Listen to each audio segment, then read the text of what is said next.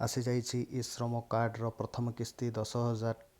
ଚାଲନ୍ତୁ ଏହି ବିଷୟରେ ଅଧିକ ଜାଣିବା।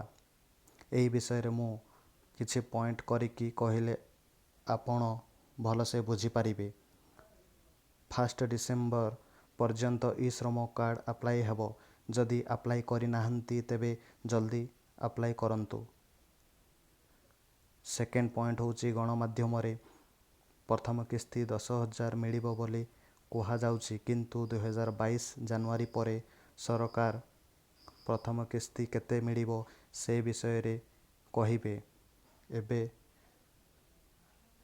ସେ ଟଙ୍କା ବିଷୟରେ କିଛି ଆଲୋଚନା କରିନାହାନ୍ତି, କିନ୍ତୁ ସରକାର କହିଛନ୍ତି ଦୁର୍ଘଟଣା ଜନିତ ମୃତ୍ୟୁ ଏବଂ ସ୍ଥାୟୀ ଅକ୍ଷମତା କ୍ଷେତ୍ରରେ ପ୍ରବାସୀ ଶ୍ରମିକ ଏବଂ ସେମାନଙ୍କର ପରିବାରକୁ 2 ଲକ୍ଷ ଟଙ୍କା ବୀମାରାଶି ଦିଆଯିବ।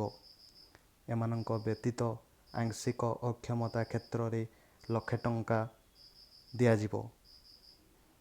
ଯଦି ଭିଡ଼ିଓଟି ଭଲ ଲାଗିଥାଏ ତେବେ ଲାଇକ୍ କରନ୍ତୁ, ସେୟାର କରନ୍ତୁ, କମେଣ୍ଟ ଦିଅନ୍ତୁ। ଧନ୍ୟବାଦ।